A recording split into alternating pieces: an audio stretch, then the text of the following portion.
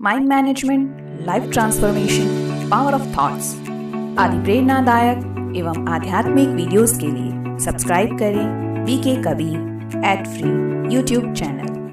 ओम शांति। अक्सर हमने देखा है और सुना है अध्यात्म वर्ड या स्पिरिचुअलिटी को सुनते ही हमारे मन मस्तिष्क में एक ही एज ग्रुप सामने आता है, जो आप समझ सकते हैं मैं किस एज ग्रुप की बात कर रहा हूँ। जो हम बात करते हैं अराउंड 50-60 वाले। लेकिन आजकल हमने ये भी देखा है कि कुछ युवा स्पिरिचुअलिटी यानी कि अध्यात्म को बहुत गंभीरता से ले रहे हैं और उस पर अमल भी कर रहे हैं, अपने जीवन में धारण भी कर रहे हैं। तो ऐसी ही एक शख्सियत हमारे साथ हैं, बीके कबीर भाई, जो कि एक ऐसी लाइफ को छोड़कर आए हैं जो काफ़ी चकाचौंध वाली थी, पैसे वाली थी, कह सकते हैं नाम शोहरत, इन्होंने वो सब त्याग करके स्पिरिचुअलिटी में आए। तो हम बिना कोई समय व्यर्थ किए मिलते हैं बीके कबीर भाई से, उन्हीं से जानते हैं कि कैसे उनका इस अध्यात्म में आना हुआ, क्या रीज़न था कि उन्होंने क्या यहाँ पे पाया। तो शुरू करते हैं आज का ये अध्याय। कबीर भाई जी, आपका स्वागत है। ओम शांति। कबीर भाई जी, जैसे मैंने अभी कहा कि हम लोग ये जब स्पिरिचुअलिटी वर्ड सुनते हैं या हम युवा में बात करते हैं तो लोग कहते हैं अरे भाई अभी छोड़ दो, ये हमारा अभी नहीं, ये तो 50-60 के बाद देखा जाएगा, अभी तो पैसा छापने दो। राइट। बट हमने देखा है, आपकी कुछ क्लासेस भी हमने देखी और सुनी है, और ये भी फाइंड आउट किया है कि आपका एकदम से अध्यात्म में आना हुआ। तो ऐसा क्या जीवन में आपके घटित हुआ कि जो उसमें आपको रुचि आई और इसमें आना हुआ? जीवन में ऐसा कुछ बड़ा तो घटित नहीं हुआ था। मतलब क्या हुआ था कि मुझे याद है 2014 में सब कुछ बहुत अच्छा चल रहा था। हम मॉडलिंग कर रहे थे और अच्छे प्रोजेक्ट भी कर रहे थे, साथ में स्टार प्लस के साथ भी काम किया था। काम के हिसाब से सब कुछ ठीक था, लेकिन मन स्थिर नहीं था। मन थोड़ा बेचैन रहता था, एक बेचैनी सी बनी रहती थी। पता नहीं, ऐसा लगता रहता था कि व्हाट इज लाइफ, लाइफ क्या है एक्चुअल में, मैं आया क्यों हूं और मैं कौन हूं। मेरे मन में ना अक्सर एक प्रश्न आता था कि हम कहां से आए हैं और हम मृत्यु के बाद कहां जाते हैं। ये बात तो आती थी, लेकिन उस चीज को मैं दबा देता था। बस चुप करो, ये अभी तुम्हारी उम्र नहीं है। जैसे कि आपने कहा ना, तुम्हारी उम्र नहीं है ये सब जानने की, तुम अभी पैसा कमाओ। तो वो मैं करता था, लेकिन एक बेचैनी मन में बनी हुई थी और एक प्रॉब्लम जैसे होता है ना, कभी दोस्ती में कोई झगड़ा हो जाना या कोई रिलेशनशिप्स में थोड़ा बहुत होना, तो उनके कारण उन दिनों में थोड़ा अपसेट था। अब जिम जाते थे, मॉडलिंग करते थे, तो जिम बहुत पैशन के साथ करता था। तो बहुत ज़्यादा पैशन था मुझे वर्कआउट करने का, तो बहुत पैशन से कर रहा था। लेकिन करते करते मन में यही प्रश्न घूम रहे थे, what is life, what is life, what is life. बार बार ये होता है, बार बार ये होता है, बार बार ये होता है। कभी कोई धोखा देता है, कभी कोई कुछ कर जाता है, कभी कोई कुछ कर जाता है। मतलब क्या है, मैं जानना चाहता हूँ। ये सब मेरे मन में चल रहा है। और तभी मेरे मन में बार बार चल रहा है कि बाहर निकलो, बाहर निकलो, बाहर निकलो यहाँ से। तो निकल गए बाहर। निकले तो क्या करें, बस थोड़ी देर घूमा, फिर अंदर आ गया, फिर उठा के शुरू हो गया। 2-4 बार किया, फिर पटक दिया कि नहीं नहीं बाहर निकलो। फिर बाहर निकला, क्या करूं निकल के, यही मन में क्वेश्चन चल रहे हैं। फिर अंदर आ गया, थोड़ी देर में फिर पटका, बाहर निकलो, निकल गया। देखा तो सामने, बिल्कुल जिम के बिल्कुल सामने लिखा है ब्रह्मा कुमारीज राज योगा मेडिटेशन सेंटर। उस पर नज़र पड़ी, लिखा हुआ है जैसे तनाव ये सब प्रॉब्लम से जूझ रहे हैं तो मेडिटेशन सीखें, ऐसा कुछ लिखा था। मैंने कहा क्यों ना मैं चलूं अंदर, क्यों ना मैं जानूं, क्या पता मेरे प्रश्नों के उत्तर मिल जाए। और मैं ऐसे ही अंदर चला गया। अंदर गया तो एक माता जी थे वहाँ पे। मैंने बोला कि नमस्ते मैडम, मुझे मेडिटेशन सीखना है। तो उन्होंने बोला कि ओम शांति, हाँ आप यहाँ पे मेडिटेशन सीख सकते हैं, उसके लिए आपको 7 डेज कोर्स करना होगा। ठीक है, तो अपनी फ़ीस वगैरह बताइए। उन्होंने बोला नहीं नहीं नहीं, फ़ीस कुछ नहीं होती है यहाँ पर, ये निःशुल्क है। तो मेरे मुँह से तुरंत निकला वाह, ये तो बहुत अच्छी सेवा है। तो उन्होंने कहा हाँ ईश्वर कराते हैं। तो फिर उन्होंने मुझे बोला कि आप कल से आ जाइए, और हम कल वहाँ गए। तो फिर हमारा कोर्स शुरू हुआ, और जैसे कोर्स शुरू हुआ तो आंखें सी खुल गई। पहले दिन ये पता चला ना कि आप ये बॉडी नहीं हो, you are not that body. इस बॉडी के अंदर बैठी एक ऊर्जा है, एक शक्ति है, एक रूह है, एक आत्मा है, इस पूरे शरीर को चला रही है। ये पता चला कि मतलब मैं ये नहीं हूँ।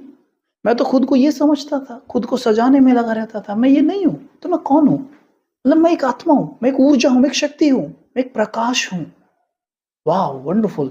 और जब पता चला कि सोल कैसे बना हुआ है, जैसा शरीर का पता हुआ है राइट। 5 तत्वों से बना हुआ है, अच्छा सोल का पता चला कि वो ज्ञान, पवित्रता, सुख, शांति, प्रेम, आनंद, शक्ति से बना हुआ है। ओह, मतलब ये इनसे बना हुआ है, मतलब ये इसके अंदर हैं, मतलब मैं हूँ ही शांत स्वरूप। बहुत अच्छा लगा। बाहर आते पहले दिन ही मेरा एक फ्रेंड था, मॉडल फ्रेंड, मुस्लिम था वो, उसको आते ही सुनाना शुरू कर दिया। उसे बहुत अच्छा लगा, कह रहा कबीर भाई ये तो वास्तव में बहुत ही लॉजिकल बातें हैं, मैं भी चलूंगा कल से। तो उसने भी फिर कोर्स किया। तो इस तरह से हम ये ज्ञान में आए, यानी ज्ञान हमें प्राप्त हुआ और उसके बाद धीरे धीरे आगे बढ़ना शुरू किया। भाई जी, जब आपका ज्ञान में पदार्पण हुआ तो आपको बहुत सारी समस्याओं का भी सामना करना पड़ा होगा, समाज का, परिवार का, दोस्तों का। वो आपने कैसे टैकल किया? एक्चुअल में क्या है कि गया तो मैं मेडिटेशन सीखने था, और जब मैंने मेडिटेशन सीखा तो मुझे अपने जीवन में ना बहुत बड़े परिवर्तन अनुभव हुए। जैसे कि मुझे स्थिरता अनुभव हुई, मन में शांति अनुभव हुई। मैं जो ऑब्जेक्ट्स में, गाड़ी में, बंगलों में, महंगे सोफे में, टीवी में, मोबाइल में खुशी ढूंढता था। जैसे मेरे पास पहले मोबाइल होता था, मैं हमेशा सोचता था अब वो मार्केट में मोबाइल आया है, मेरे को ना वो लेना है, लेटेस्ट लेना मेरे को वो लेना है, बस उसके चक्कर में मेरा फोकस हमेशा उस पर रहता था। और जो मेरे हाथ में है मैं उसका कभी कदर नहीं आनंद कर नहीं ले पाता था, मतलब उसको मैं इंजॉय नहीं कर पाता था। ऐसी बहुत सारी चीज़ें मेरे मन में चलती रहती थी हर चीज़ को लेकर। लेकिन जब स्पिरिचुअलिटी से मुझे परिचय मिला, समझ में आया सुख अंदर है। मतलब सोल का नेचर है सुख, वो अंदर भरा पड़ा है, हम उसे आप खोज इसे नहीं बाहर पाते। ढूंढ रहे हैं। अगर मोबाइल में वास्तव में सुख होता तो जो मोबाइल आपके हाथ में है उसने आपको सुखी क्यों नहीं कर दिया फिर? करेक्ट। बात समझ में आई? हाँ, मतलब सुख अंदर है। क्योंकि ऐसा तो नहीं है कि अगर ऑब्जेक्ट से सुख मिलता है तो हर अमीर बहुत सुखी होता, हर गरीब बहुत दुखी होता, पर ऐसा तो नहीं है। अमीर भी डिप्रेशन की गोलियां खा रहे हैं, इवन गरीब से ज्यादा ही खा रहे हैं, है ना? करेक्ट है। तो पता चला कि सुख अंदर है। तो मुझे ये समझ में आया कि इसे तो नहीं छोड़ना है। कहते हैं ना, वो चीज़ मेरे मुख को छू गई, वो टेस्ट, इसे नहीं छोड़ना है। तो क्या हुआ, आपने अच्छा प्रश्न किया, क्योंकि मॉडलिंग फील्ड था। अगर कोई और फील्ड होता तो मैनेज हो जाता है। मॉडलिंग फील्ड था, एकदम इम्प्योरिटी की लाइफ, राइट। ये एकदम प्योरिटी की Purity है। लाइफ। और ये जब ज्ञान मुझे मिला तो मैं तो प्योरिटी की तरफ आकर्षित हुआ था ना, मैं प्योरिटी से बहुत प्रभावित हुआ था। और ये प्योरिटी देखते ही, जैसे मैंने वहाँ पे निमित्त बहन और भाइयों के चेहरे पे जो प्योरिटी देखी, मैं उससे प्रभावित हुआ। मेरे मन में वह मुझे ऐसा बनना है। अब वहाँ आप कार्य क्षेत्र पर जाते हैं तो वहाँ तो आप जानते हैं मॉडल्स को क्या क्या करना पड़ता है। तो मेरा अंतर मन मुझे बार बार कहता रहता, this is not for you, this is not for you. तो क्या करूँ फिर? अब मैं क्या थोड़ा सा मुझने लग गया, क्योंकि अर्जुन नहीं अभिमन्यु वाली बात है ये, कि आधा अधूरा ज्ञान है ना, तो बैलेंस नहीं कर पा रहा हूँ। ठीक है, चक्रव्यूह में फंसने वाली बात हो गई है ये। तो दोनों तरफ ऐसे लग रहा है कि दोनों बिल्कुल एक दूसरे के विपरीत हैं। अब क्या किया जाए? तो मैंने क्या किया, ये सब नॉनवेज वगैरह, ये सब जो भी मॉडल्स वगैरह हम लेते थे, अल्कोहल या जो भी, ये सब से दूर जाने लग गया अपने आप ही। मैंने ऐसा कुछ किया नहीं, जाने लग गया अपने आप ही। तो खान पान चेंज होने से बॉडी पे एकदम चेंज आता है, और चेहरे पे क्या हुआ, थोड़ी मासूमियत आने लग गई। अच्छा। पहले ईगो दिखती थी, मॉडल्स वाला एटीट्यूड, एकदम अहंकारी। तो वो कैमरा मांगता है, मॉडल्स में अहंकार है तो मतलब he is very good model. अब वो तो नहीं रहा, कम होने लग गया, कैमरा कैच कर रहा है। अब कैमरा कैच करे तो बोले कि ये फोटो किसके हैं, ये जो आपके पोर्टफोलियो में, कि ये आप ही के है ना? हाँ, लेकिन अभी क्यों नहीं दे पा रहे हैं? मेरी समझ में नहीं आया कैसे। अभी मॉडल्स के साथ शूट कर रहा हूँ, फीमेल मॉडल्स हैं, उनके साथ अनकंफर्टेबल हो रहा हूँ। पहले नहीं होता था, पहले तो बहुत एटीट्यूड में रहता था। तो मुझे ना प्रोजेक्ट्स मिलने बंद हो गए, और कई बार ऐसा हुआ कि मुझे शूट से ही निकाल दिया गया बीच में ही। तब टफ टाइम आया मेरे जीवन का, लेकिन एक चीज़ मैंने कभी नहीं छोड़ी, और वो थी ये, मैं जान गया था कि शक्ति यहाँ भरी पड़ी है। ये तो जस्ट एक रोल है, मॉडलिंग का तो मैं रोल कर रहा हूँ, और दुनिया में रोल बहुत सारे हैं। पेट भरने के लिए कोई और रोल किया जा सकता है, पर इसके सुख को, इसके टेस्ट को नहीं गंवाना है। तो उस चीज़ को लेके हम आगे बढ़ते ही रहे, फिर बढ़ते रहे। भाई जी, हमने ये भी सुना है कि जब आप ये ट्रांजिशन पीरियड में थे तो आपको काफ़ी स्ट्रगल से गुजरना पड़ा।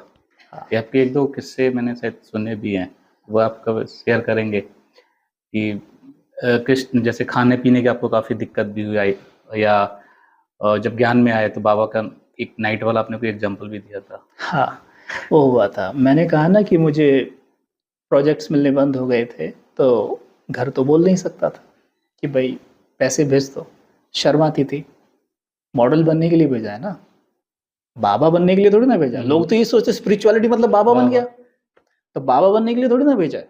कैसे मांगो उनसे, तो नहीं मांग सकता। अब कोई सेविंग नहीं, मॉडल्स का क्या, जितना कमाया उतना उड़ाया, सेविंग तो कुछ है नहीं। समय वो आ गया कि जेब में कोई पैसा नहीं था। अब क्या करें, तो क्या करें। उस समय पर क्या हो गया था मेरे साथ कि मैं पैसे किसी से उधार ले भी नहीं सकता था। एक लज्जा सी आती थी। नो नो नो नो, वो कहते हैं ना, शिव बाबा ने कहा है ना मुरलियों में कि मांगने से मरना भला है, मांगना भी नहीं है। क्योंकि जब आप नए नए होते हैं ना, तो मुरली में आए महावाक्य को आप हूबहू उठाते हैं, ठीक है। तो उसमें मैंने हूबहू उठाया, मांगने से मरना भला है, ये परमात्मा ने कहा है, तो मैं मांगूंगा तो किसी से हो नहीं। तो फिर क्या करेगा, क्योंकि उसने मुझे चुना है। मैं कल तक मॉडलिंग कर रहा था, अच्छा खासा मॉडल था, आपने मुझे चुना है कि मरने के लिए तो चुना नहीं है, तो आप कुछ ना कुछ जुगाड़ जरूर करेंगे। दिन गुजरने शुरू हो गए, 1 2 3 4 5, बिना कुछ खाए केवल पानी पे चल रहा हूँ। 7 दिन हो गए, 8 दिन हो गए, पानी पे चल रहा हूँ। लेकिन इस दौरान एक चीज और हो रही है, घर से 5 किलोमीटर आना जाना काउंट करें तो 5 किलोमीटर बैठेगा। एक गीता पाठशाला थी जो मुंबई में लोखंडवाला सेंटर से कनेक्टेड थी। वहां पे हमें सेवा का अवसर प्राप्त था, आत्माओं को कोर्स कराना और ये सब। तो वहां हम बाय वॉक जाते थे, बाय वॉक आते थे, क्योंकि अभी बाइक में पेट्रोल डलाने के लिए पैसे नहीं थे। तो बाय वॉक जाना, बाय वॉक आना, पेट में अनाज नहीं। गुड़गुड़ होना, क्योंकि खाली है पेट, दम निकल रहा है। सड़क पे चलते हुए संकल्प चल रहा है कि कुछ भी मिल जाए खाने को, बस किसी तरह मिल जाए, खा लूं, पर जेब में कुछ नहीं है, पर चल रहा हूं। पता नहीं कहां से पावर आ रही थी। मैं अपने जीवन में कभी भी, तब तक मैंने जीवन में कभी एक दिन फास्ट तक नहीं रखा था। कभी भी मुझे ये नहीं पता था कि फास्ट रख भी सकता हूं क्या मैं। और कुछ घर वालों ने कह कह के माइंड की प्रोग्रामिंग कर रखी थी कि ये तो भूखा रह ही नहीं सकता है। तो मेरी पक्की प्रोग्रामिंग थी कि मैं तो भूखा रह ही नहीं सकता। तो अब ये जब चल रहा हूँ, आ रहा हूँ, जा रहा हूँ, आ रहा हूँ, जा रहा हूँ, डेली डेली जा रहा हूँ। एक दिन क्या हुआ, आई गेस ये 8वां दिन होगा, बैठा हूँ, कोर्स करा रहा हूँ, बाहर से बहन जी की आवाज़ आई, कबीर भाई यहाँ पे टोली रखी है, स्वीट्स को टोली कहते हैं, स्वीट्स रखी हैं, आप लेंगे। मैंने बोला हाँ दीदी लूँगा, मेरे लिए रख लेना। क्योंकि मुझे एक उम्मीद जागी कि मुझे कुछ मिल सकता है। तो मैंने बड़ेपन में बोला कि दीदी आप रख दीजिए, मैं कोर्स करा के आ रहा हूँ। तो क्या हुआ, दीदी ने रख दिया। अब कोर्स कराने के बाद मैं निकला, मैंने कहा लाओ दीदी कहाँ है। दीदी ने बोला अरे कबीर भाई वो तो वो माता उठा के ले गई। बस, तो अगर मुंह को आया हाथ न नहीं, हाथ को आया मुंह को न लगे। हाँ, तो मन में ये रह गया कि अभी पेपर बाकी है। पर पता है ना भाई साहब क्या हो रहा था मेरे साथ, क्योंकि अज्ञान काल में हमने खान पान बहुत अशुद्ध लिया था, नॉनवेज वगैरह। तो अंतर मन में एक आवाज़ गूंज रही थी कि तुमने बहुत पाप किया, इस तरह से चुकतू हो जाए तो बहुत अच्छा है, तो तू लाइट हो जाएगा ना। तो इसलिए मन सहन करने के लिए तैयार था। आ रहा हूं, जा रहा हूं, मन में एक आवाज़ गूंज रही है, बच्चे मैं तुझे कुछ नहीं होने दूंगा। निरंतर, बिल्कुल सटीकता से, मैं तुझे कुछ नहीं होने दूंगा। ये डर नहीं था बिल्कुल भी कि बॉडी खराब हो जाएगी या डेथ हो जाएगी, कुछ नहीं। मैंने तुझे मरने के लिए नहीं चुना है, तू एकदम बेफिक्र रहे। आ रहा हूँ, रोज आ रहा हूँ। ऐसे करते करते 14 दिन हो गए। जब 14 दिन हुए, 14वां दिन जब मैं घर पहुंचा कोर्स करा के, रूम में जैसे प्रवेश किया, अकेला रहता था रूम में, जैसे अंदर गया तो मुझे ना थोड़े चक्कर अनुभव हो गए, कि चक्कर से आने लग गए। और हम ना फर्श पे गिरने लगे। वो समय मैं कभी नहीं भूल सकता जब मैं फर्श पे गिरा, क्योंकि मैं बहुत साइंटिफिक, बहुत लॉजिकल चीज़ें सोचता हूँ और मैं बिलीव करता हूँ। तो मैंने सुना तो था लोगों के मुख से बहुत अनुभव उनके, पर मैं बिलीव नहीं करता था।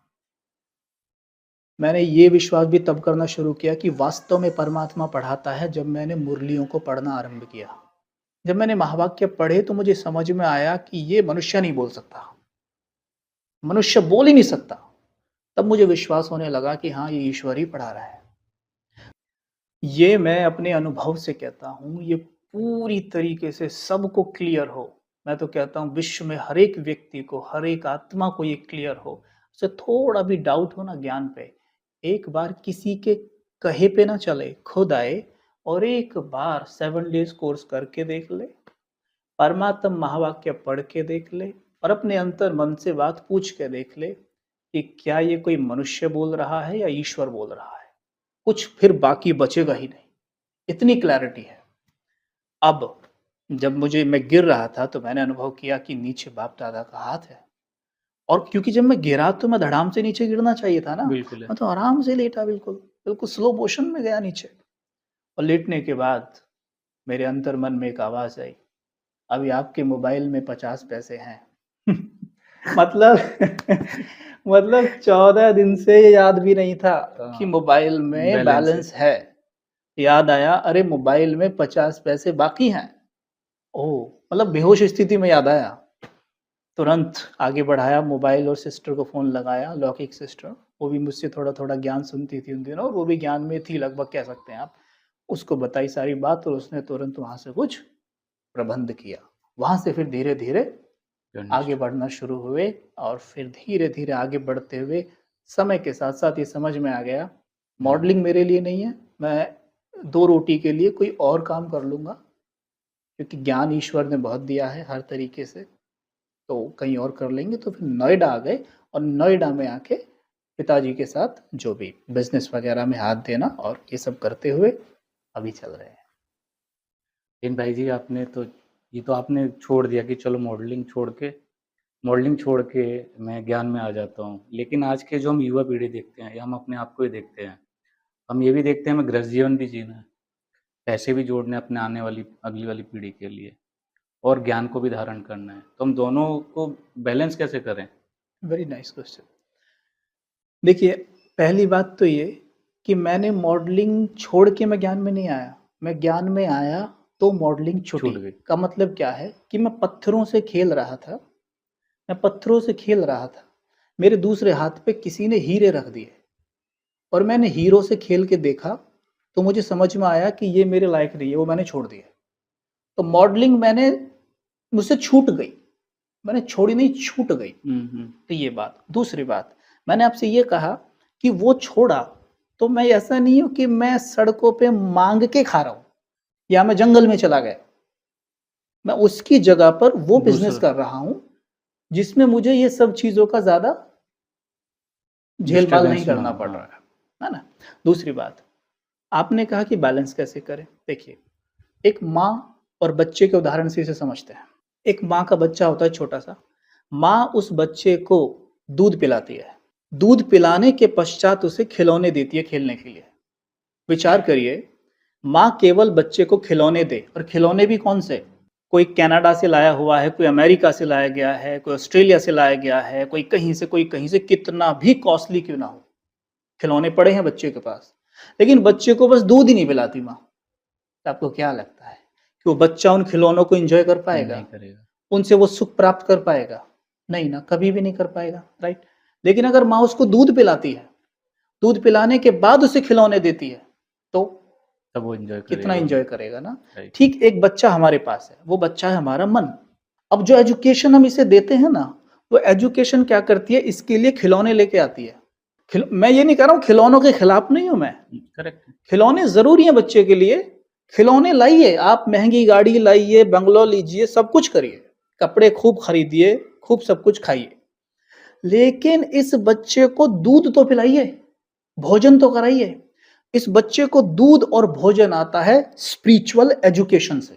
वो एजुकेशन जो स्कूल में प्राप्त होती है, वो लेके आती है खिलौने। खिलौनों से बच्चा बिना दूध पिए खेल नहीं सकता है। करेक्ट, बहुत बढ़िया। तो मैटर ये है कि अगर आप चाहते हैं कि आप बहुत खुश रहें या आपके पास धन आए, खूब आएगा भाई, खूब आएगा। आप दूध पिलाइए पहले से। ओके। दूध मतलब स्पिरिचुअल एजुकेशन दीजिए, जो मुझे यहाँ आके समझ में आई है। मैंने तब से वो देना शुरू किया है और शिव बाबा साथ हैं, सब तरह से भरपूर किया है बाबा ने। भाई जैसा हम सब जानते हैं कि जो फ़िल्म इंडस्ट्री की लाइफ़ है, काफ़ी चमक वाली है, पार्टीज़ होती हैं, ये सब हम लोग टीवी पे भी देखते हैं, जनरली सुनते हैं। आप भी सब उसी रास्तों से गुज़रे होंगे। तो फिर उस लाइफ़ से इसमें कैसे ट्रांज़िशन हो गया एकदम से? कैसे छूट पाया ये सब? मुझे याद है और आपको सुन के हँसी भी आएगी बहुत। एक बार क्या हुआ कि हमारा 7 डेज़ कोर्स पूरा हो गया था। 7 डेज़ कोर्स पूरा होने के बाद हम दीदी जी से पूछ रहे थे कि आप कैसे मेडिटेशन करते हो? उन्होंने बोला कि मैं 2 से 5 ऐसे-ऐसे करती हूँ। तो मैंने कहा ही था कि मैं उनकी प्योरिटी को देखकर, पर्सनैलिटी को देखकर मेरे मन में ख़्याल आया था कि मुझे ऐसा बनना है। तो मेरे मन में वो तभी पक्का हो गया कि मैं भी 2 बजे उठूँगा। अब उस दिन क्या हो रहा है, अभी 7 डेज़ तो कोर्स हुआ ही है, तो रूटीन तो सेम वही है ना। तो मैं अपने फ्रेंड्स के साथ हमारे घर पे रूम पे यानी फ्लैट पे पार्टी चल रही थी। पार्टी में क्या हो रहा था, अब सब कुछ खाना-पीना चल रहा था, ड्रिंक कर रहे थे सब। करते-करते रात के 1 बज गए। 1 बजने के बाद सब उठ के जाने लग गए। मैं भी इंतज़ार कर रहा हूँ ये कब उठ के जाएँ, चल दिए। जब गए घर खाली हो गया पूरा। तो मेरे मन में ये कि सोना नहीं है, 2 बजे से अमृत वेला करना है। फुली आप ड्रंक हैं और आपको होश नहीं है। आप घड़ी की तरफ देखते हैं और कहते हैं कि अभी तो 1 घंटा बाकी है, तो क्या किया जाए? सोना है नहीं, तो क्या करें? सोफ़े पे बैठो इंतज़ार करो 2 बजने का। 2 बजे तक इंतज़ार करो, करते रहे, 2 बज गए जाके चेहरा धोया और आके बेड पे बैठ गए आलती-पालती लगा के।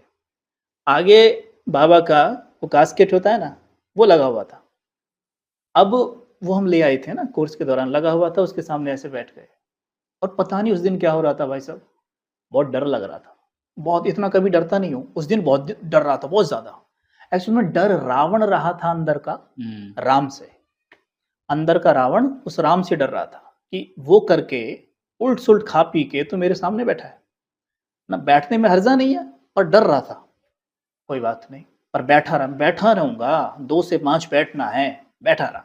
क्या हो रहा था, मुंबई में उस दिन बारिश आ रही थी और बहुत तेज़ हवा चल रही थी। एकदम क्या हुआ, खिड़कियाँ बंद थी और मैं बहुत डर रहा था। सामने से मुझे ऐसा लगा जैसे आवाज़ आ रही है, ये सब छोड़ दे। मेरी आर्ग्यूमेंट शुरू हुई, कैसे छोड़ दूँ? छोड़ दूँ, मेरे करियर का क्या होगा? इतनी मेहनत करके यहाँ तक पहुँचा हूँ, मेरी तो बॉडी ख़राब हो जाएगी, मुझे कौन शूट देगा? मैं तो करियर ख़राब हो जाएगा, मैं नहीं छोड़ूँगा। फिर बहुत डर रहा हूँ, फिर आवाज़ आई, छोड़ दे। मैंने कहा मैं नहीं छोड़ूँगा, छोड़ दे। ये चल रहा है, तभी क्या हुआ, एकदम धड़ाम से खिड़की खुली बहुत ज़ोर से। खिड़की खुली, हवा के झोंके से ज़ोर से बाबा का कास्केट दीवार पे उतर के नीचे गिरा धड़ाम से और मैं डर के मारे बेड से कूद के नीचे धड़ाम से और नीचे कूदते ही मैंने कहा छोड़ दिया, सब छोड़ दिया, आज से कुछ नहीं करूँगा, छोड़ दिया, अब नहीं करूँगा। और यकीन मानिए उसके बाद से मैंने ये चीज़ें फिर कभी नहीं की दोबारा। वैसे उस वक़्त जब करता था ना, गिल्ट तो बहुत फ़ील होता था, पर इतना फ़र्म था ना बिलीफ सिस्टम कि अगर ये नहीं तो क्या? अब कभी सोचा थोड़ी ना तो जीवन ऐसा बन जाएगा। तो देखिए, तब हम ये सोचते हैं, अक्सर मन में आता है, मैं सबसे कहूँगा आपके मन में भी अक्सर ऐसा आता है कि हम ये करेंगे तो इसका क्या, ये करेंगे तो इसका क्या, ऐसा कुछ नहीं है। आप केवल अपनी उँगली उसे पकड़ा कर देखिए, उसे जादूगर कहते हैं, उसे सर्वशक्तिमान कहते हैं। वो ऐसे-ऐसे रास्ते आपको सुझाएगा, इतना आगे बढ़ाएगा, आप कल्पना नहीं कर सकते हैं। तो अभी अब तक तो ये हो गया कि आपने छोड़ दिया, लेकिन जब आपके परिवार तक एक खबर पहुंची होगी, भाई ये तो गया था मॉडल बनने, ये तो सब छोड़-छाड़ के बैठ गया है। फिर वहाँ से क्या रिएक्शन आने शुरू हुए? ऐसा हुआ था कि जब हमें ज्ञान मिला ना, तो ज्ञान मिलते ही मॉडलिंग को स्किप नहीं किया। हुँ, ज्ञान मिलने के 2 साल बाद तक हमने मॉडलिंग किया है। पर क्योंकि मैंने कहा ना चुनाव करके करने लग गया, यहाँ पे थोड़ा मेरे को कुछ करना नहीं पड़ेगा। यहाँ पे मेरा खान-पान के साथ भी चैलेंज नहीं आएगा। जैसे मुझे याद है कि एक टीवी ऐड हम कर रहे थे, तो हमें अपना वेट इंतज़ार करते-करते अपनी टर्न का सवेरे से शाम हो गया, रात्रि होने को आई। बहुत ज़ोर से भूख लगी थी और वहाँ पे तो खाने की कोई कमी नहीं होती शूट पे। तरह-तरह के भोजन बनाते हैं वो लोग। लेकिन हमने बिल्कुल भी जीभ पे नहीं रखा, बिल्कुल भी नहीं छुआ, क्योंकि जैसा कि यहाँ पे सिखाया जाता है कि जैसा अन्न वैसा मन। वैसा मन। ठीक, आप जैसा अन्न का सेवन करेंगे वैसा मन बन जाएगा आपका। इसलिए भोजन तो मंदिर में भी बनता है, भोजन वो माँ के हाथ से बनता है, भोजन वो रेस्टोरेंट में भी बनता है। होता तो वही चीज़ सारी यूज़ है, पर आप तीनों के अनुभव अलग-अलग करते हैं, अलग-अलग। है ना? क्योंकि उसमें वाइब्रेशंस अलग-अलग हो जाती अलग-अलग। हैं। तो वहाँ जो शूट पे बन रहा है उसका क्या वाइब्रेशन था वो तो आपसे छिपा हुआ नहीं हो सकता। तो हमने वो नहीं छुआ, उसमें प्याज़ लहसुन भी थे और प्याज़ लहसुन तो स्ट्रिक्टली अगर आप मेडिटेटिव लाइफ़ जीना चाहते हैं, तो इट्स नॉट फॉर यू, क्योंकि प्याज़ लहसुन क्या है आपके वेग को बढ़ाते हैं, विकारों के राइट। वेग को बढ़ाते हैं। तो आपका तो जो ब्रेन है वो ब्रेन सेल्स जो ब्रेन न्यूरॉन्स होते हैं, एक न्यूरॉन दूसरे न्यूरॉन को रिस्पॉन्ड करने में थोड़ा हैवी फ़ील करता है। तो उससे क्या आपका जो ब्रेन है वो हैवी होने लगता है प्याज़ लहसुन खाने से। और हैवी होने से क्या होता है कि आप जब मेडिटेट करने बैठेंगे, ऐसा कोई पाप नहीं है प्याज़ लहसुन खाना, कोई पाप नहीं है, हाँ। कोई धर्म भ्रष्ट नहीं कर दिया आपने। लेकिन हमें क्या होगा कि हम जब मेडिटेशन करने बैठेंगे, हमारा मेडिटेशन हो ही नहीं पाएगा, इतना हैवी फ़ील होता रहेगा। इसलिए प्याज़ लहसुन वो किसी और के लिए नहीं छोड़ते हम, अपने अपने लिए ही छोड़ते हैं। मेडिटेशन के लिए। हाँ, तो हमने वो भोजन नहीं किया। ऐसे ही बहुत सारी चीज़ें हमारे साथ होती गई। हम चुनाव कर के कर रहे थे। 2 साल तक हमने मैनेज किया। फिर उसके बाद समझ में आ गया कि मैं कर क्यों रहा हूँ? मैं ये कर क्यों रहा हूँ मॉडलिंग? कर क्यों रहा हूँ? मैं इससे तो अच्छा जितना एनर्जी यहाँ डाल रहा हूँ, इससे कम एनर्जी में कोई और कार्य कर सकता हूँ। और बाकी एनर्जी, क्योंकि मेरे अंदर ना एक चीज़ बहुत थी, जब मुझे ज्ञान मिला तो मुझे इतना अच्छा लगा, ये ज्ञान इतना अच्छा लगा जैसे कि आप कोई नई टी-शर्ट खरीद के ले आओ या नया मोबाइल खरीद के ले आओ वो और वो सब बहुत ही अच्छा हो, तो आप किसी को बताए बिना बाज़ नहीं आएँगे। बिल्कुल। मेरे साथ भी होता था, मैं बताए बिना बाज़ नहीं आता और जब मैं बताता ना, तो मैं देखता हूँ उनके चेहरे पे एक चमक आ रही है। वो अच्छा फ़ील कर रहे हैं। मुझे ये बड़ा सुकून देता था कि उनके चेहरे पे स्माइल आ रही है। तो मुझे लगता था कि क्यों ना मैं ये बात सबको बताऊँ। सब। तो मैं सोच रहा था कि जितना एनर्जी मैं इसमें दे रहा हूँ, ये एनर्जी मैं लोगों को बताने में दूँ, तो कितना अच्छा रहेगा। मैंने कहा लोगों को ना आज मॉडल की ज़रूरत नहीं है, शायद एक ऐसे मॉडल की ज़रूरत है, जो उन्हें स्पिरिचुअली धारणा युक्त होकर, अपने अंदर धारण करके अगर कुछ बताए, कोई युवा अगर ये काम करे, तो उसका बहुत अच्छा असर पड़ सकता है और वो पड़ भी रहा था। अब बात उस पे आते हैं कि परिवार का क्या रिएक्शन था। तो ये करते हुए मॉडलिंग तो हम कर ही रहे थे और हमें जैसे ज्ञान मिला तो हमने आपको बताया कि हम रोक नहीं पाए खुद को बताने में, तो हमने सिस्टर को, माता-पिता को, भाई को, सबको बताया। सबसे ज़्यादा डर हमारे बड़े भाई को ही था, कि ये तो बाबा बन जाएगा। हाँ, ये हुँ। बाबा बन जाएगा, ठीक है। और किसी को नहीं था ऐसा कुछ, कि ये तो बाबा, उसे लगता था कि मतलब स्पिरिचुअलिटी मतलब बाबा बन बाबा। जाना। ये सबसे बड़ा मिथ है लोगों का, राइट। ये सबसे बड़ा मिथ है कि आपको स्पिरिचुअल तब होना है जब आप बूढ़े हो जाओ। ये बताइए आप मुझे, स्पिरिचुअलिटी शब्द बना है स्पिरिट से और राइट। स्पिरिट का मतलब होता है रूह, आत्मा। यानी कि जो व्यक्ति खुद का ज्ञान रखता है, अपने बारे में जानता है कि मैं कौन हूं, मेरी शक्तियां क्या हैं, वो स्पिरिचुअल है। तो मुझे ये बताइए, खुद के बारे में जानना बुढ़ापा होना चाहिए या बचपन होना चाहिए? बचपन से ही, क्योंकि जो चीज़ आप बचपन से आप पढ़ेंगे, वो आपकी ताउम्र आपके साथ जाएगी। अगर ये स्पिरिचुअल एजुकेशन बच्चे को बचपन में दे दी जाए, तो उसकी जवानी और बुढ़ापा कैसा होगा और वो समाज के लिए कितना कुछ कर जाएगा। पर हमारे माइंड की प्रोग्रामिंग है 60 जब लगी लाठ, तब ये करना है आपने, राइट? तो ये तो अब वो लाठ, उसको लाठ लग गई है, वो खुद ढंग से चल नहीं पा रहा है। तो स्पिरिचुअल होकर भी समाज के लिए क्या कर पाएगा वो? लेकिन अगर ये एक युवा को, एक बच्चे को मिल जाए, तो क्या कर डालेगा? कहा था ना कि स्पिरिचुअल एजुकेशन मन को भोजन और दूध देती है और एजुकेशन खिलौने देती है, दोनों ज़रूरी है। लेकिन अगर स्पिरिचुअल एजुकेशन नहीं दी, सिर्फ एजुकेशन दी, तो आज वो हाल होगा जो हो रहा है। हुँ। डब्ल्यूएचओ ने बोला है कि भारत डिप्रेशन की लिस्ट में नंबर 1 है विश्व में और हैप्पीनेस इंडेक्स हमारे देश का 126वें नंबर पे है। अभी आया था रिसेंट में। हाँ, 136 देशों के सर्वे में पाया कि 126वें नंबर पे हमारा देश है हैप्पीनेस इंडेक्स में। तो ये क्यों हुआ फिर? अगर 60 लाख के बाद ही आप ये ज्ञान लेंगे तो यही होगा ना फिर तो। ये बच्चों को दीजिए, फिर देखिए क्या होता है। लेकिन माइंड की प्रोग्रामिंग है। हम आपको स्पष्ट बताना चाहें कि जब मॉडलिंग करते थे, हमारे बहुत सारे कज़न ब्रदर्स, हमारे खुद के बड़े भाई और बहुत सारे लोग हमारा बड़ा सम्मान करते थे, यानी कहीं रिगार्ड रखते थे। लेकिन जब हमने ज्ञान लिया ना थोड़ा-सा, तो सबसे पहले इंसल्ट करने वाले वही थे, अपमानित करने वाले वही थे। ठीक? अब ऐसा नहीं है, क्योंकि अब वो समझ गए हैं कि भई देखो, यहाँ भी उन्होंने प्रूफ कर ही दिया है कि ये मार्ग अच्छा है। क्योंकि जीवन जब देखते हैं ना, वर्षों से देख रहे हैं अब तो इसमें भी उनके मन में रिगार्ड आने लगा है। लेकिन बड़ी मेहनत करवाई है। कहते हैं जब बदलाव आता है तो स्ट्रगल तो करना पड़ता है। बड़ी मेहनत करवाई है, तो ये है। तो परिवार का रिएक्शन सही नहीं था शुरू में। माताजी को थोड़ा डर था, पिताजी को भी था तो मुझे लगता है सभी को था डर। लेकिन जब धीरे-धीरे हम उनसे मिले, पर्सनली मिल के जब थोड़ा साइंटिफिकली बातें समझाने का प्रयास किया, तो समझ में आया कि ये बाबा जी बनने वाला ज्ञान नहीं है, ये तो जीवन बदलने वाला ज्ञान है। और फिर धीरे-धीरे क्या हुआ कि एक दिन हम क्या करते थे, सबसे पहले माताजी को ज्ञान सुनाते थे। माताजी उन दिनों बस पूछो मत आप, ये समझ लो जो दुनिया की सारी ज़िम्मेवारी माताजी के सिर पे ही है। अब यहाँ होती तो बहुत हँसती।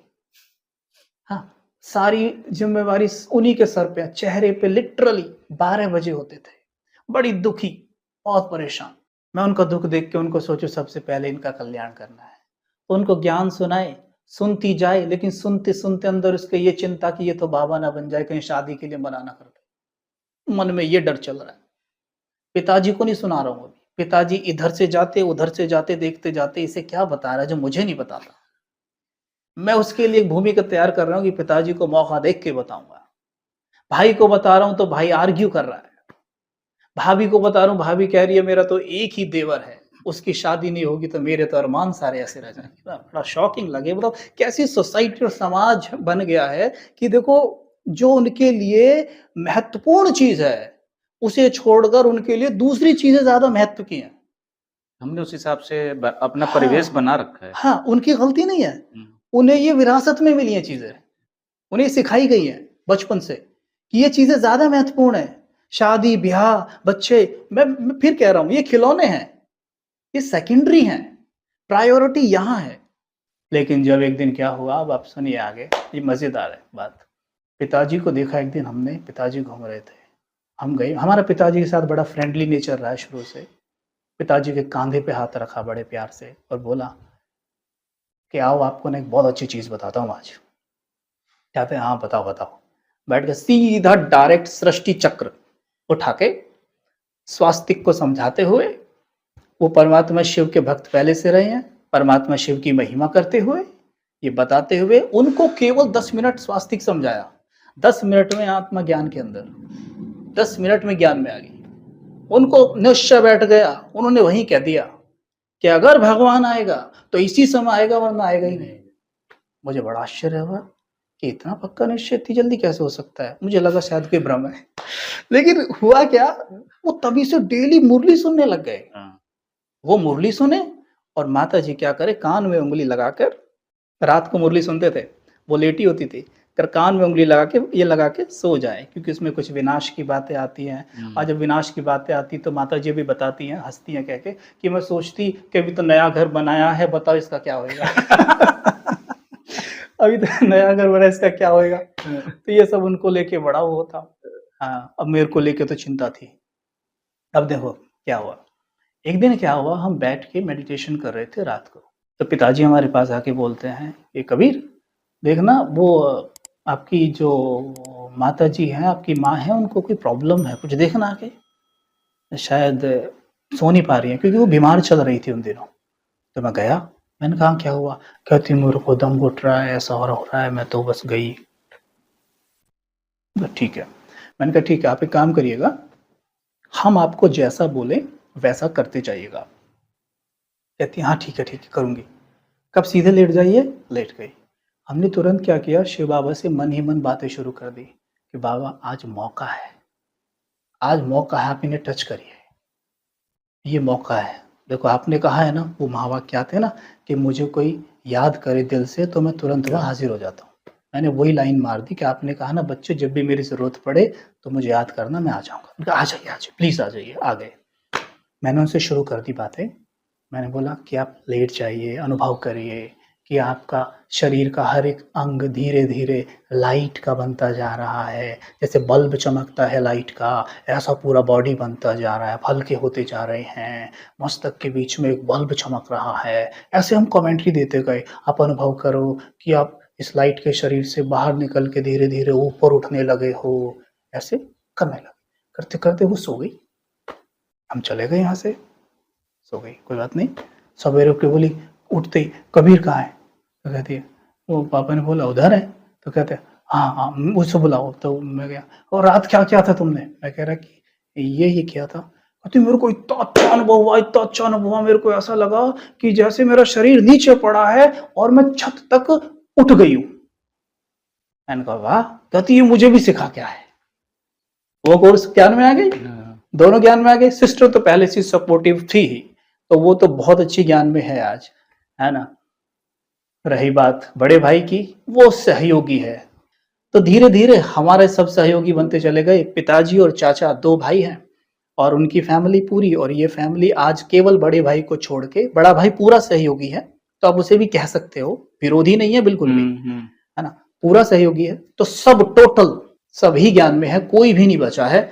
चाचा, चाची, पिताजी, माताजी, उनके 3 बेटे, और इधर हम, सिस्टर के युगल और उनके सास ससुर, जो भी टोटल जो संपर्क में आते गए, बाबा सब पे रंग लगाते चले गए, और सब आज टोटल सभी ज्ञान में है।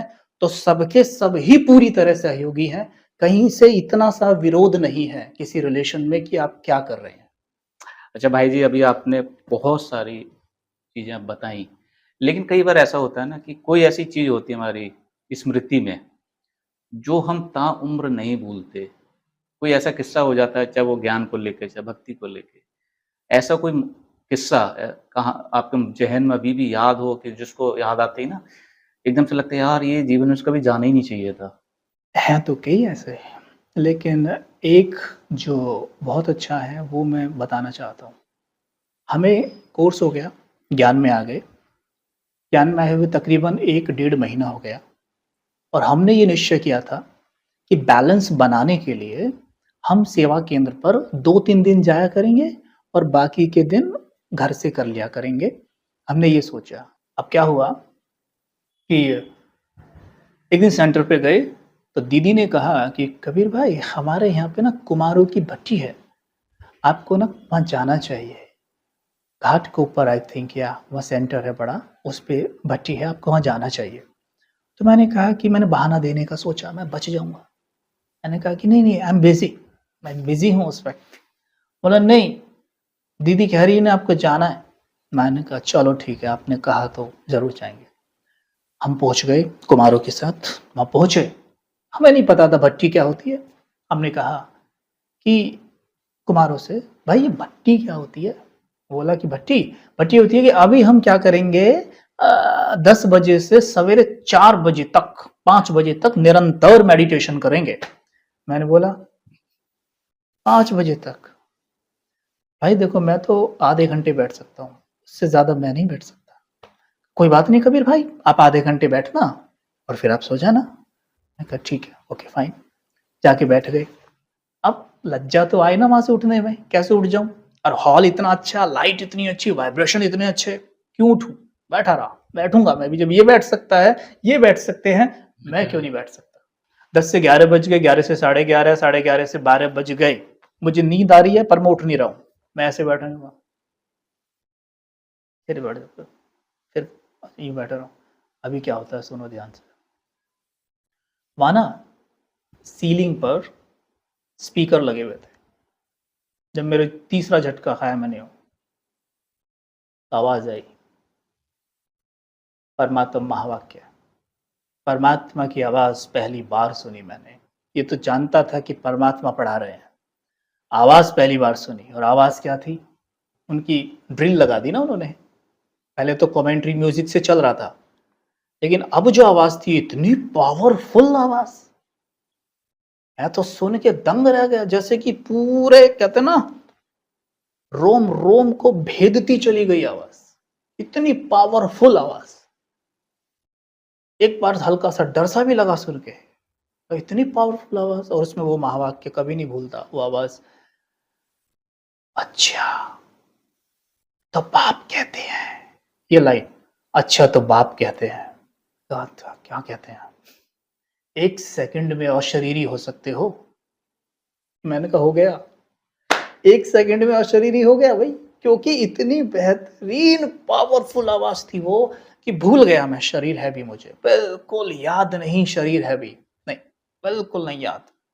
एकदम से रोंगटे खड़े हो गए कि रों ऐसे गूस बॉम्ब्स हो गए, और अशरीरी बिल्कुल, और इतने प्रेम के आंसू निकले, मैं आपको क्या बताऊं, ऐसे बह निकली आंखों से आंसू, और मन में एक आवाज गूंज रही थी कि तू कौन है, तू कौन है जिसे भगवान स्वयं अपना परिचय दे रहा है, तू कौन है जिससे भगवान बातें कर रहा है, वो जिसके लिए मंदिरों में इतनी लाइनें लगती है, मस्जिदों में 4-5 कितनी बार वो होती है, नमाजें होती हैं, लोग अजान करते हैं, कितना भूखा रहते हैं, चर्च में प्रार्थनाएं होती हैं, वो तुझे अपनी आवाज सुना रहा है, तू है कौन, तो कितना खास है, कितना विशेष है।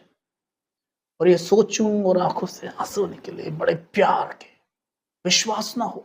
जब ब्रेक हुआ तो उठ के आया, सब जा रहे थे अंदर, मैं उनके पीछे पीछे चल रहा हूँ, चलते चलते विश्वास तो हो नहीं रहा है, बड़ी खुशी हो रही है, चल रहा हूँ ऐसे रोबोट की तरह। ऐसे ही जब लॉटरी लग जाती तो विश्वास नहीं होता, तो एक भाई से पूछ लिया कि भाई ये किसकी आवाज थी, पता है वैसे, फिर भी पूछा किसकी आवाज थी। उसने बोला बड़े सिंपल तरीके से, बाबा थे, बाबा ही थे। मैंने कौन से बाबा, शिव बाबा। हाँ हाँ भाई वही तो सारा काम करा रहे। मैंने कहा शिव बाबा, भगवान की आवाज थी। हाँ, अरे बाप, मैंने कहा भगवान, मुझे फिर खुशी में आंसू निकले। मतलब मेरी आंखों से कितने आंसू गिरे होंगे उस वक्त, मतलब बहुत ज्यादा। ऐसे लग रहा था कि जो अज्ञान काल में जितने भी पाप हुए हैं ना, सब उन आंसुओं से बह रहे हैं, और आत्मा एकदम लाइट होती जा रही है, धूती जा रही है। वो वाक्य मैं कभी नहीं भूल सकता। कितने प्रभु मिलन वाले थे आंसू। ये वो पक्का वाला हो गया।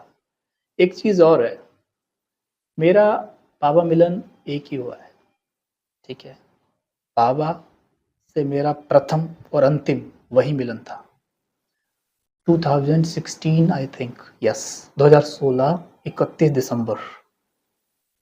उसके बाद बाबा नहीं आए, और मेरा जाने का टर्न था 2017 जून में। दीदियों ने तय किया था 2017 जून में जाएंगे, और मुंबई को 2 वो मिले थे चांसेस, एक बार दिसंबर में जाने का, एक बार जून में जाने का। तो मैंने कहा ठीक है कोई बात नहीं, जून में चले जाएंगे। लेकिन जैसे ही सब निकलने शुरू हुए जाने के लिए दिसंबर में, मेरे अंदर से आवाज आए मेरे को भी जाना है, मेरे को ये कि फिर मैं जवाब दूं नहीं जून में नहीं, अभी जाना है, जून में अभी जाना है। मैं दीदी को जाके बोला, बड़ी दीदी को, दीदी मेरे को ना बाबा मिलन में भेज दो ना प्लीज। तो दीदी ने मेरे को थोड़ा सा लॉ यूज करते हुए बोला, नहीं ऐसे नहीं होता है, आपको बोला ना जून में जाना है, ऐसे नहीं होता है। मैंने कहा नहीं दीदी प्लीज मेरे को जाने दो, मेरे को जाने दो। क्या हो गया कबीर भाई, इतना जिद क्यों कर, मेरे को जाना है, मेरे को जाना है, मेरे को जाना है। बच्चे की तरह अड़ गया मैं। दीदी ने बोला नहीं अब जून में जाइएगा ना। मैंने कहा दीदी अगर जून में बाबा ना आए तो बोले ना बाबा भी कहीं नहीं जा रहे। मैं बोला आप गारंटी दे सकते हैं? नहीं गारंटी तो नहीं दे सकते, बट अभी नहीं जाएंगे। बट प्लीज दीदी मेरे को जाने दो। तो उन्होंने मेरे को जाने दिया। अब यकीन मानो उसके बाद बाबा नहीं आए, जून में बाबा नहीं आए। वहां से आपको इंडिकेशन अगर मैं ना जाता ना तब, तो मेरा बाबा मिलन कभी ना होता। तो ये अनुभव कुछ ऐसे हैं जो स्मृति में रह जाते हैं। अच्छा भाई जी, अभी आपने बाप दादा मिलन की बात की है, क्वेश्चन वहां से भी निकलता है, अभी भी बाप दादा मिलन होता है? और आपने कहा वो लास्ट आए थे, तो जो हम जैसे लोग नए ज्ञान में जुड़े हैं, क्या वो बाकी में उनको महसूस कर सकते हैं बाबा को, अव्यक्त मिलन जो भी हो रहे हैं उनमें? आप अपने अनुभव से पूछो, आपने किया है ना अनुभव? जब आप जाते हैं अभी भी बाबा मिलन में, जानते हैं कि साकार में बाबा नहीं आ रहा है, उसके बावजूद भी आपको वही अनुभव होता होगा कि बाबा वहाँ है, तो बस है। बाबा अपना काम कर रहा है ना।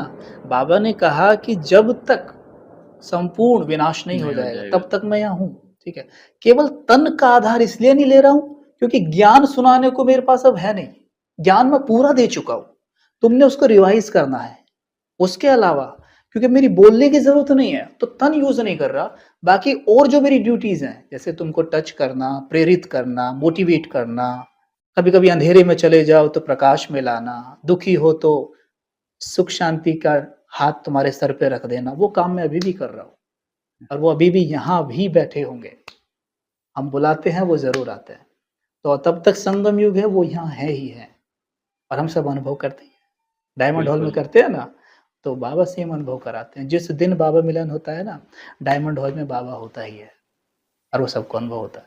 करेक्ट है। जब भाई जी आप जो है एजुकेशन विंग से भी जुड़े हुए हैं, तो एजुकेशन विंग है क्या, इसका क्या उद्देश्य है और ये समाज को कैसे प्रेरित कर रहा है? एक्चुअल में क्या है कि मैं थोड़ा सा फेर के उत्तर दे रहा हूँ। एक ईश्वरीय खजाना टीम है जिसमें 200 सेवाधारी हैं।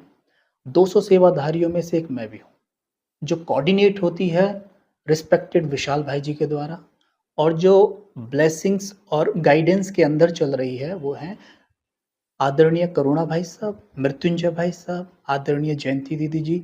इनके गाइडेंस और ब्लेसिंग्स के अंडर ये टीम सेवा दे रही है।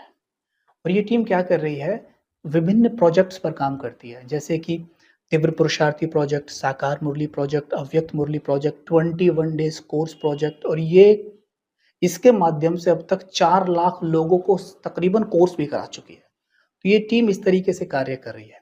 और ये टीम क्या है, एजुकेशन विंग की रिसर्च यूनिट है। तो विशेष मृत्युंजय भाई साहब, करुणा भाई साहब का, हमारे महारथी जो भी दादाएं हैं, दीदियां हैं, दादियां हैं, उनका विशेष ब्लेसिंग है इस टीम को। तो उसमें से मैं के भी हूँ। तो आप कह सकते हैं एकदम डायरेक्ट नहीं, थोड़ा सा घूम के मैं एजुकेशन विंग से कनेक्ट हूँ। भाई जी जैसा आपने बोला आपकी रिसर्च यूनिट है, तो ये कैसे आम जन तक पहुंच रही है? डिफरेंट प्लेटफॉर्म, सोशल मीडिया के प्लेटफॉर्म के माध्यम से। जैसे कि आप यूट्यूब पर देखेंगे, यूट्यूब पर आपको ईश्वरीय खजाना जो चैनल है, आप उस पे, जिस पे आप कह भी रहे थे आते ही कि भाई जी मैं अमृत वेला योग किया, वो आप ईश्वरीय खजाना चैनल पे आपको अमृत वेला मिल रहा है। उस पर आपको सभी महारथियों की कमेंट्रीज प्राप्त होती हैं। आप देखेंगे व्हाट्सएप के माध्यम से आपको कोर्सेज अवेलेबल होते हैं। उन कोर्सेज के लिए जो हमें वीडियोस भी देनी होती है, हम यूट्यूब के माध्यम से देते हैं। तो कहने का तात्पर्य ये है कि जो सोशल मीडिया, जैसे कि आपका टेलीग्राम है, व्हाट्सएप है, यूट्यूब है, इंस्टाग्राम है, इन सब के माध्यम से, क्योंकि आजकल तो देखो किसी के पास पहुंचना हो तो मीडिया सबसे बड़ा ऑप्शन है, तो इसके माध्यम से ईश्वरीय खजाना टीम सबके पास पहुंच रही है। भाई जी आप तो ज्ञान में आ गए, पूरे ब्रह्म कुमार बन गए। बट ये जो आपने कहा कि चलो मेरे माँ बाप धीरे धीरे बाद में आ गए, भाई भी सहयोग देते हैं, पूरा परिवार आप लगभग 15-20 लोग ज्ञान में चले गए, लेकिन मैं अभी देखता हूँ ना, जब मिलता हूँ समाज के लोगों से, जैसे ब्रह्मा कुमार वर्ड सुनते हैं ना, ब्रह्मा कुमारी सॉरी, तो कहते ये तो कुमारी होगा, इसमें कुमार कहाँ से आ गए? पहला तो क्वेश्चन उनका ही उठता है। दूसरा, उनका माइंड में अभी तक सेट है कि भाई ये भाई बहन बना देते हैं, पति पत्नी को, परिवार तोड़ देते हैं, मूर्ति पूजा को विश्वास नहीं करते हैं, बहुत सारे नेगेटिव टाइप के क्वेश्चंस वहाँ जब आप चर्चाओं में बैठते हैं समाज में ना, ये ब्रह्मा कुमार बीके वाला वहाँ प्रेजेंट हो, ये क्वेश्चन उन्हें घेरने लगते हैं। तो इसको आप कैसे कहेंगे? एक्चुअल में क्या है कि जब कोई भी व्यक्ति कुछ अलग हटके कर रहा होता है तो क्या होता है, ये हम सबके साथ ही होता है। सपोज करो कि मैं पूरे दिन जूसेस और फ्रूट्स पे रहता हूँ और आप क्या है, दिन भर जो आ रहा है खा रहे हैं। आप जानते हैं कि हेल्दी डाइट कौन सी है, जो मैंने बोली पहले, लेकिन जैसे ही मैं आपको बोलूँगा, या इवन बोलूँगा भी नहीं, मैं कर भी रहूँगा, तो भी आप पीठ पीछे से ज़रूर कहते रहेंगे पगला गया है। आप जानते हैं ना क्यों? क्योंकि वो चीज़ ना जो मैं कर रहा हूँ और जो आप कर रहे हैं, ये आपकी धारणा को चुनौती दे रही है। आप क्या करते हैं कि काम करते हैं, जो चीज़ मेरी धारणा को चुनौती दे रही है ना, इसी को बदनाम कर देता हूँ। समझे? जैसे उदाहरण के तौर पर आप देखते हैं कि कुछ लोग क्या करते हैं, आध्यात्मिकता के में 2-4 उन लोगों के उदाहरण देते हैं जिन्होंने कुछ गलत कर दिया था। 2-4 ही हैं बस, लेकिन सैकड़ों और हज़ारों ऐसे लोग हैं आध्यात्मिकता में जिन्होंने कमाल करके दिखाया है। वो उनके उदाहरण नहीं पकड़ते, उनके पकड़ते जिन्होंने कुछ गलत कर दिया है। आप क्रिकेट मैच देखते हैं, आप मूवीज़ देखते हैं, कोई मूवी स्टार या कोई क्रिकेट स्टार किसी गलत कार्य में फँस गया कहीं, मानो मैच फिक्सिंग में फँस गया या किसी केस में फँस गया कोई, तो क्या आप उनकी मूवीज़ देखना बंद कर देते हो? आप क्रिकेट मैच देखना बंद कर देते हो? आप एड्स देखना बंद कर देते हो जिनकी वो एड्स कर रहा है, इवन खरीदते हो, है ना? क्यों? क्योंकि वहाँ से आपको कोई प्रॉब्लम नहीं है, क्योंकि आपको कोई त्याग नहीं करना है वहाँ। लेकिन यहाँ क्या है, आप तुरंत क्यों कहते हो, अरे ये तो ऐसे होते हैं, वैसे होते हैं, क्योंकि आपको पता है कि आध्यात्मिक मार्ग में आते ही हमारे अंदर, जिसे हम एक शब्द में कहते भी हैं, अय्याशी, उसका त्याग करना पड़ेगा। तो हम सोचते हैं ये तो त्यागे ना, हम क्या करें, आध्यात्मिकता को ही बदनाम करना शुरू कर दें। We do like this. Second, आपने कहा कि बहन भाई बना देते हैं, राइट? सुनिए, पहली बात तो बड़े गर्व से कहना चाहूँगा, कुछ अच्छा ही तो कर रहे हैं भाई। बहन भाई बना रहे हैं मतलब बहन भाई बनाने को वो राखी नहीं बंधवा रहे हम। बहन भाई का मतलब है कि रिश्ता, बहन भाई का रिश्ता कितना पवित्र होता है। हम रिश्ता इतना पवित्र बना रहे हैं, तो इसमें कुछ गलत तो हम कर नहीं रहे हैं। अगर हम कुछ गलत करते तो भी दुनिया विरोध करती है, और कुछ अच्छा कर रहे हैं तो इसीलिए विरोध करो कि यार मतलब हमें ना करना पड़ जाए, हमें वो चीज़ छोड़ दी ना पड़ जाए, पहली बात। दूसरी बात, बहन भाई की बात पे यार, आप डॉक्टर के पास जाते हैं, राइट? आपको बीमारी है बॉडी में, डॉक्टर के पास गए, डॉक्टर ने आपको दवा दी। दवा देने के बाद क्या बोला उन्होंने आपको कि ये लो दवा और ये परहेज है, राइट? परहेज करना आपकी चॉइस है। डॉक्टर आपके पीछे डंडा लेके नहीं खड़ा रहेगा, और दवा तो लेनी पड़ेगी ना। परहेज करना चॉइस है, लेंगे तो जल्दी ठीक हो जाएंगे। वैसे जब हमें मानसिक बीमारी है, जो कि आज सबको है, क्रोध आना, स्ट्रेस रहना, बात बात पे चिढ़ना, ये सब मानसिक बीमारियां हैं। मानसिक बीमारी की दवा लेने रूहानी सर्जन, वैद्यनाथ, परमात्मा के पास आते हैं। परमात्मा हमें ज्ञान रूपी दवा देता है और परहेज के रूप में बता देता है कि भैया अगर प्योरिटी धारण करोगे ना तो जल्दी बीमारी चली जाएगी। Now choice is yours. Brahma Kumari इसका डंडा लेके आपके पीछे खड़े कि आपको पवित्र रहना ही है, आपको ब्रह्मचर्य का पालन करना ही है। नो, कोई ऐसा यहां कुछ कहा ही नहीं जाता, केवल परहेज बताया जाता है। चॉइस आपकी है, करोगे अपने लिए, नहीं करोगे तो भी अपने लिए। तो ऐसी मिथ की तो कोई बात ही नहीं है। और यही क्या, आध्यात्मिकता का मार्ग ही ऐसा है, आप कहीं भी चले जाओ, प्योरिटी को तो सर्वोपरि प्राथमिकता पे रखा ही जाता है। अच्छा भाई जी, ये तो हो गया, हमने कहा कि ब्रह्मा कुमारी में परमात्मा ज्ञान चलता है। साथ में हम ये भी देखते हैं कि मेडिटेशन पे बहुत फोकस किया जाता है। तो आज हम देख रहे हैं हम काफ़ी स्ट्रेस हैं, टेंशन में हैं। तो मेडिटेशन का हमारे दैनिक जीवन में क्या महत्व है और हमें क्यों करना चाहिए? तन को फिट रखने के लिए हम भोजन लेते हैं और फिर एक्सरसाइज करते हैं। मन को फिट रखने के लिए हम ज्ञान रूपी भोजन लेते हैं, राइट? ज्ञान रूपी भोजन लेने के बाद हमें मेडिटेशन रूपी एक्सरसाइज करनी होती है, तो मन फिट हो जाता है। अगर मैं केवल भोजन ही करूं और एक्सरसाइज बिल्कुल ना करूं तो क्या होगा? अब सोचिए, कोई व्यक्ति केवल भोजन करता रहे और एक्सरसाइज ना करे तो वो थुलथुल हो जाएगा, राइट।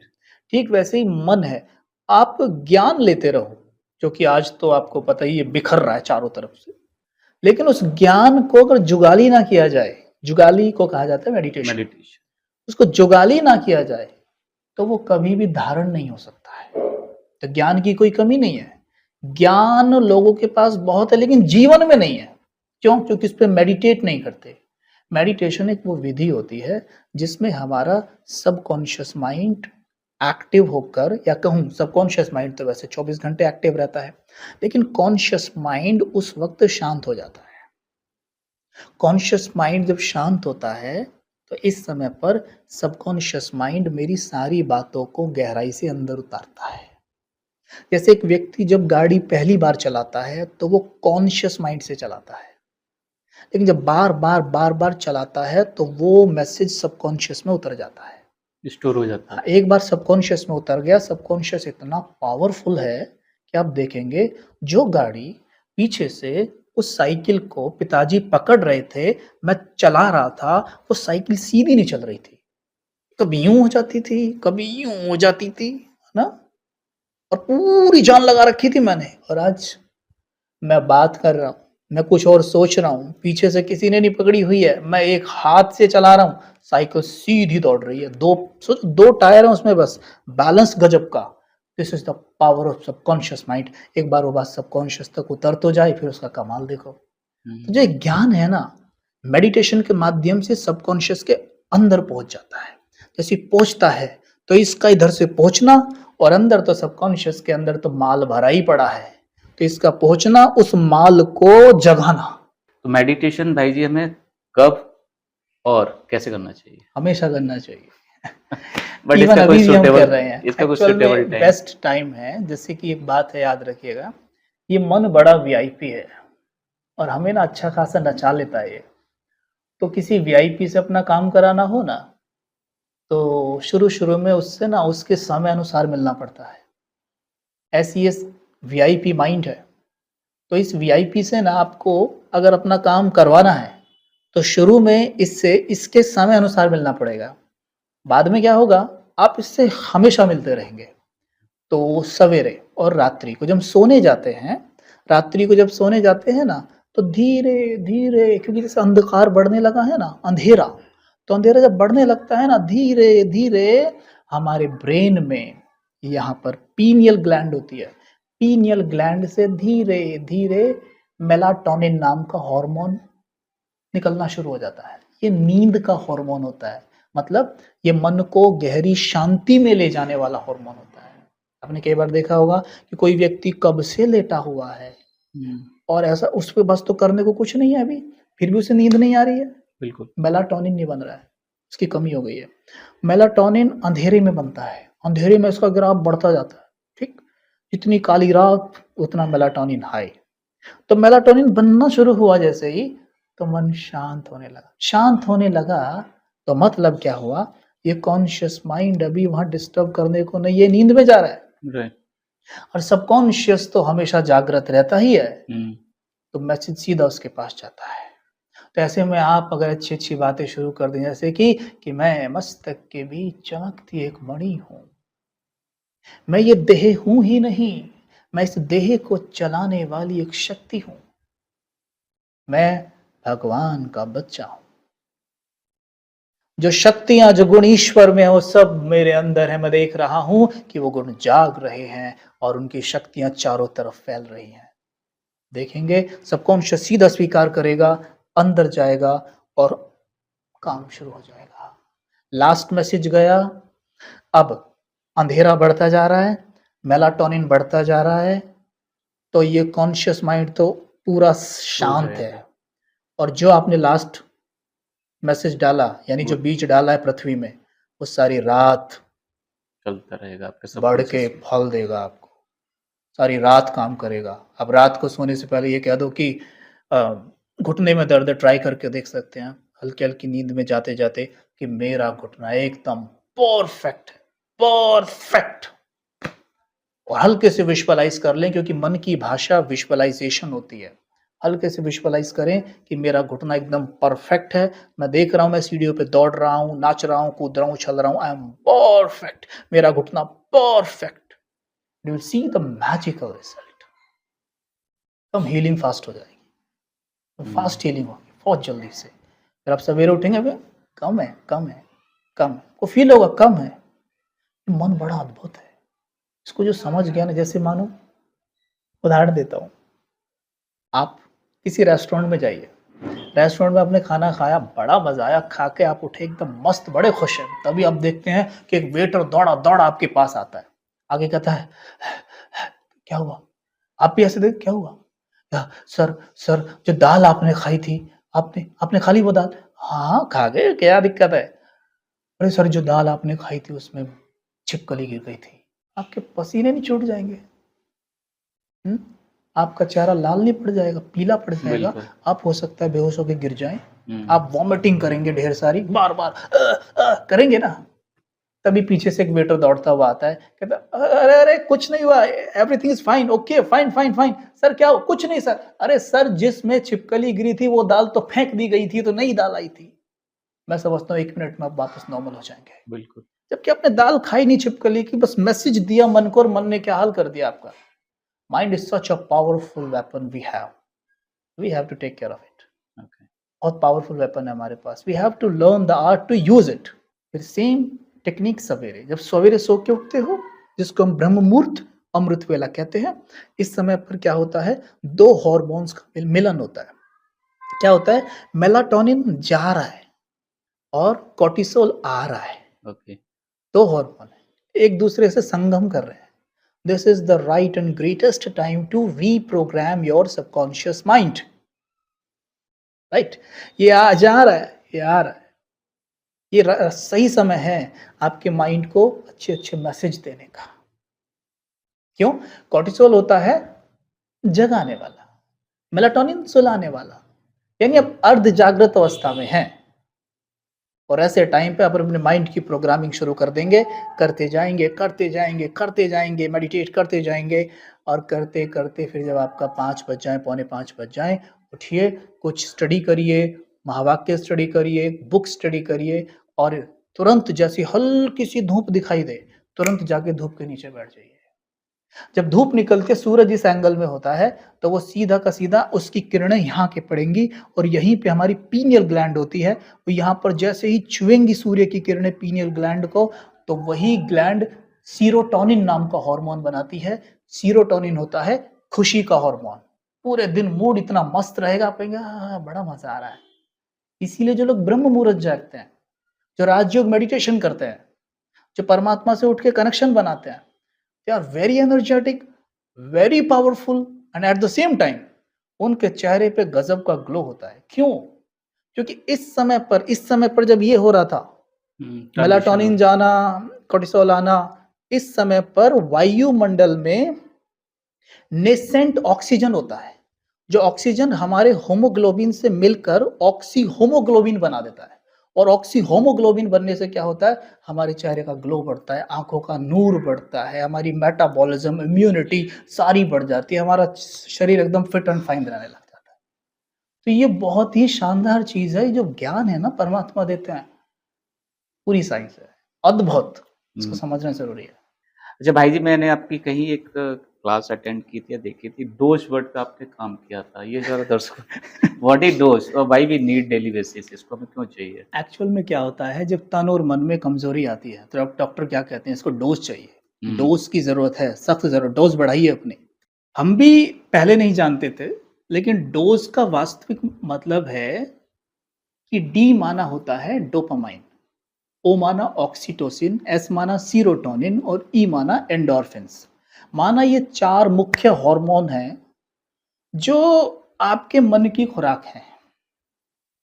डोपामाइन की कमी से क्या होता है? डिप्रेशन, निराश। डोपामाइन क्या है? सफलता का हार्मोन है। मतलब अगर मैं आपको अभी के अभी अप्रिशिएट करूं, ये यहाँ पर भाई साहब आपको अप्रिशिएट करें कि वाह भाई साहब बहुत अच्छे प्रश्न पूछते हैं आप, वेरी नाइस, वेरी गुड, बहुत बढ़िया, अच्छा लग रहा है ना, क्या हुआ, ये अच्छा क्यों लग रहा है? मन को ये मैसेज मिला तू सफल हुआ, मन को मैसेज मिला कि तू सफल हुआ।